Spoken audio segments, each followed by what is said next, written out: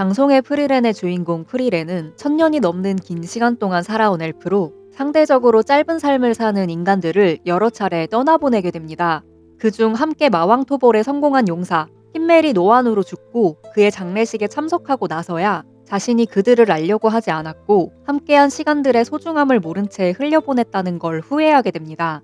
장송이라는 말대로 프리렌이 이전 모험했던 자취를 밟으며 힌멜을 애도하고 떠나보내는 여정을 담고 있는 해당 애니메이션은 현재 2기 방영 중에 있으며 고전적이고 정석적인 JRPG 루트를 따르고 있기 때문에 이세계물이 범람하는 현 시대에서 아이러니하게도 신선하다는 평가를 받고 있기도 한데요. 오늘은 장송의 프리렌을 따라가며 엘프가 어디서 유래했는지, 이 세계의 종족들은 어떻게 살아남는지에 대해 설명해 보도록 하겠습니다. 제 영상은 작품을 접한 사람들을 기준으로 만들고 있습니다. 아직 보지 않으신 분들에겐 직간접적 스포일러가 있을 수 있으니 먼저 작품을 보신 후 시청하는 것을 권장드립니다. 죽지 않는 애도자. 작 중 가장 큰 비중으로 묘사되는 부분은 오랜 기간을 홀로 살아가는 자에 대한 것입니다. 프리렌은 1000년 이상을 살아왔으며 이것은 그녀가 엘프이기 때문에 가능했죠. 엘프는 고대 게르만에서 알프라 불리던 것에서부터 시작됐는데 지금의 엘프의 이미지와는 조금 다릅니다. 빛의 엘프와 어둠의 엘프로 나뉘어져 있으며 이 중 어둠의 엘프는 땅속에 살면서 후에 드워프의 이미지와 섞이게 됩니다. 반대로 빛의 엘프는 태양보다 밝고 아름답다고 묘사되는 하늘 위의 종족들로 외형적으로는 현재의 엘프 그리고 프리렌과 유사하지만 당시의 엘프는 현자나 마법사보다는 장난꾸러기 혹은 질병의 근원이었습니다. 사람들은 갑자기 몸이 아프다거나 하면 엘프가 쏜 화살에 맞았다고 믿었죠. 수명에 대한 언급도 딱히 없어서 그저 신과 인간 사이의 어떤 영적인 존재 정도로만 묘사됩니다. 이랬던 알프들이 현대의 우리가 당연하게 받아들이고 있는 키가 크고 귀가 뾰족하며 수천 년을 살고 마법에 능한 엘프의 이미지로 탈바꿈된 것은 100년도 채 안 됐는데요. 언어학자이자 소설가인 존 로널드 루엘 톨킨은 1917년경 더 북 오브 로스트 테일즈라는 이야기를 씁니다. 그는 이야기를 집필하면서 새로운 언어를 만들어냈는데 세계관 속에서 오랜 시간 사용되어 온 언어를 등장시키기 위해선 그만큼 오랜 시간을 살아왔던 존재들이 필요했고 이를 위해 엘프라는 종족을 다듬어 탄생시킵니다. 그가 다듬은 엘프들은 세계가 존재하는 한 늙지 않고 죽을 순 있지만 자연사하지는 않으며 영원히 세계를 떠나지 못하는 존재들로 묘사됩니다. 불멸이지만 고통에서 자유롭지 못한 존재라는 정의를 초반에 가지고 있었죠. 또한 젊은 시절에만 아이를 갖는 것에 집중하며 이마저도 육체적 쾌락이 목표가 아닌 새로운 생명을 가져오는 창조 행위로 여깁니다. 이는 프리렌이 언급한 엘프의 개체수가 적은 이유와 일맥상통하는 부분입니다. 그가 쓴 여러 책들 중 1954년 반지의 제왕이 큰 성공을 거두게 되면서 사람들은 엘프는 인간과 시간이 다르구나 라고 인식하게 됩니다. 그의 세계에서 엘프는 아름답지만 어딘가 지쳐있고 죽을 수 있는 인간을 부러워하기도 합니다. 프리렌은 겉으로는 덤덤해 보이지만 짧은 수명 내에 힘껏 살아가는 인간을 이해하지 못하는 자신과 그런 자신을 이해하지 못하는 인간 사이에 괴리감을 느끼기도 합니다. 끝이 없기에 원하지는 않았지만 무뎌지는 삶을 살게 된 것이죠. 인간 스승인 플란메와 지낼 때의 프리렌은 그녀의 의지대로 대체로 수행을 하면서 시간을 보냈고 마왕이 아직 살아있었던 아주 오래전 시기이기 때문에 지금처럼 축제를 즐기는 등 평화로운 시대는 아니었을 것으로 추측됩니다. 따라서 플란메가 죽었을 땐 자연의 섭리라며 덤덤해했던 프리렌이지만 마왕 토벌이라는 목적을 달성하고 함께했던 동료가 세상을 떠난 평화로운 시대의 모습은 목적이 없어진 프리렌에게 공허함으로 다가왔을 가능성이 크죠. 그를 조금 더 알았더라면, 조금 더 시간이 있었더라면 하고 영겁의 시간을 사는 엘프가 지나간 시간을 후회하게 만드는 계기가 됩니다. 스승의 죽음 자체로는 변한 게 없어 보일 수도 있지만 얼다 차갑다를 뜻하는 프리렌이 불꽃을 뜻하는 플란메의 제자가 되었고 너도 언젠가 사람을 알고 싶다고 생각하게 될 거야 라던 플란메의 말을 후에 회상하면서 마음을 다잡기도 합니다. 참고로 힌멜은 하늘 혹은 천국이라는 뜻으로 그의 죽음으로부터 이야기가 시작될 것이라는 것을 알려주고 있기도 하죠. 속는 자, 속이는 자. 장송의 프리렌을 접했을 때 가장 먼저 든 궁금증은 장송이라는 단어였습니다. 장송이란 장례를 치러 보내는 행위 전반을 뜻하는 것으로 죽은 이를 저승으로 보내는 절차를 말합니다. 이는 이야기를 보다 보면 프리렌이 흰매를 애도하는 과정을 담고 있기 때문에 그렇구나 하며 적합한 제목이라는 생각이 들게 해주는데요. 하지만 여기엔 작품 내에 등장하는 다른 의미도 담고 있습니다.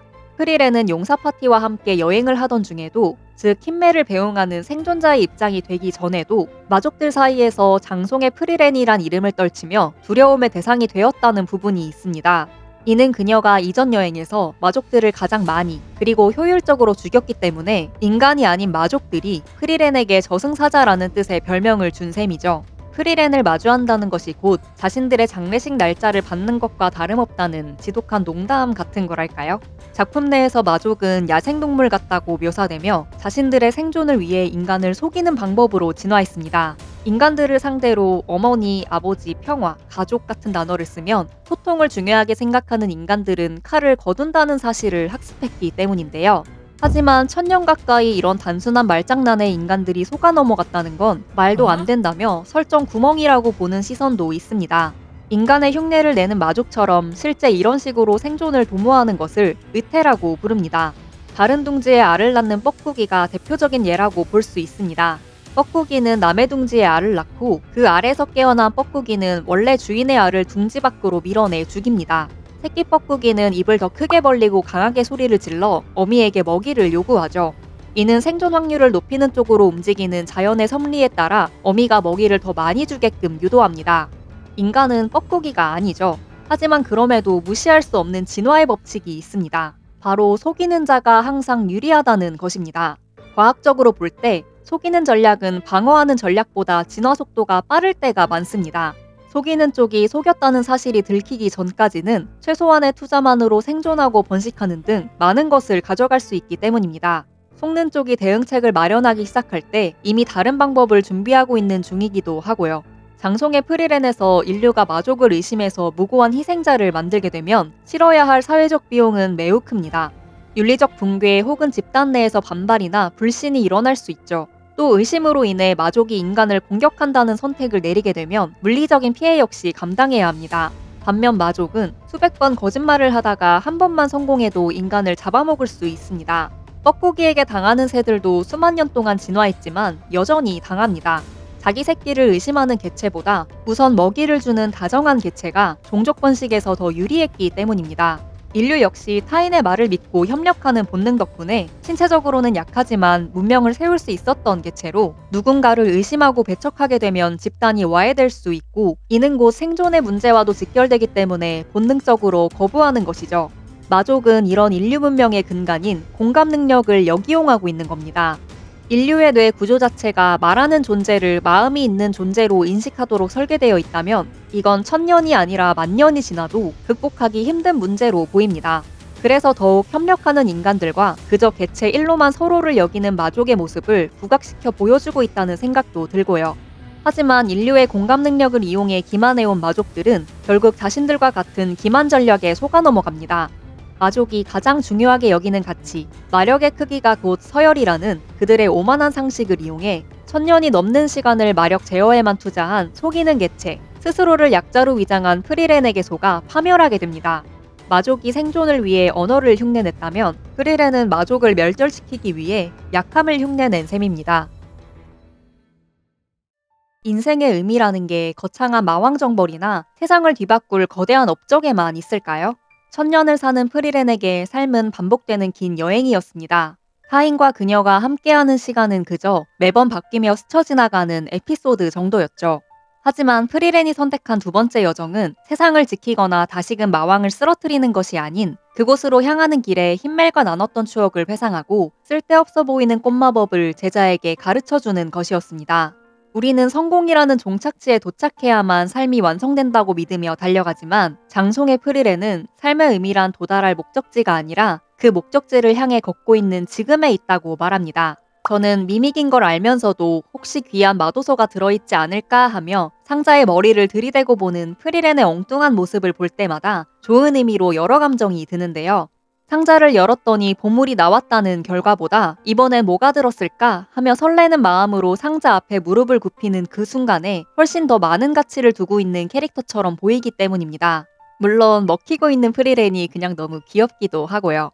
프리렌 일행이 향하는 목적지인 엔데는 독일어로 끝을 의미합니다. 그리고 그곳에 있다고 전해지는 죽은 자들의 쉼터 오레올은 성인의 머리 뒤에서 빛나는 후광을 뜻하죠.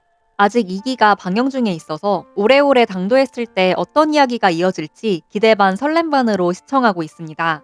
중간에 마법사 자격 시험이라는 왕도를 살짝 섞은 것도 굉장히 재미있었네요. 세계관도 이 정도면 설득력이 있는 편으로 보는 중간 집중력이 떨어지지 않는 잔잔하면서도 여러 가지 생각할 거리를 던져주는 좋은 작품이라고 생각합니다. 액션은 애니메이션 쪽이 압도적으로 좋다고 하니 코믹스로만 접하신 분들은 연휴 동안 장송의 프리렌 애니메이션을 정주행하시는 것을 추천드립니다. 오늘도 시청해주셔서 감사합니다. 그럼 다음에 또 다른 설명으로 찾아뵙겠습니다. 프리렌과 페르는 아쉽게도 흔하고 당연하게 여겨지는 것처럼 노출을 통해 방어력을 높이는 스타일의 옷과는 반대되는 차림을 하고 있습니다. 프리렌은 몸에 밀착되지 않고 장식을 최소화하면서 활동성이 높은 형태의 옷을 고수합니다. 이는 중세 후기의 여행자나 순례자의 복식과 비슷한 느낌을 줍니다. 망토 역시 옛 사람들에게 담요나 우비가 되어주며 체온을 유지시켜주는 중요한 아이템이었죠. 오래 떠도는 존재라는 걸 옷으로 보여주는 것으로 작가가 캐릭터의 의상까지 스토리와 세계관에 맞춰 세심하게 디자인했다는 걸 알 수 있습니다. 헬은 역시 과하지 않은 폭을 가진 치마와 어두운 망토를 두름으로써 단정하다는 느낌을 줍니다. 헬은의 의상을 볼 때마다 마법진 구루구루의 주인공 쿠쿠리가 입고 있는 메케메케 로브가 떠오르는데요. 이 로브는 가볍고 통풍이 잘 되며 무엇보다 방어력이 높다고 합니다. 이 둘의 직접적인 연관은 언급된 적 없지만 두 작품 모두 90년대 JRPG에 대한 오마주를 담고 있으니 비슷하게 디자인된 게 아닐까 바래봅니다.